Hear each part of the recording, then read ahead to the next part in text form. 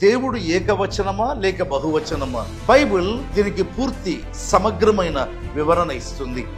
ఆదికాండం 1వ అధ్యాయం 26వ వచనంలో దేవుడు మన స్వరూపమందు అనేటువంటి మాట కనిపిస్తుంది. దేవుడు మన స్వరూపమందు. దేవుడు అంటే సింగులర్, ఏకవచనం. అయితే దేవుడు మాట్లాడుతూ మన స్వరూపము అన్నాడు. అంటే ఆ ఏకవచనమైన దేవునిలో ఒకరికంటే ఎక్కువ మంది ఉన్నారు. అందుకే దేవుడు మన స్వరూపమందు అని వ్రాయబడింది. దేవుని వాక్యంలో 27వ వచనంలో గమనిస్తే దేవుడు మన స్వరూపం అన్నాడు కదా, ఆపిదప తన స్వరూపమందు అన్నారు. ఏంటి మన మరియు తన?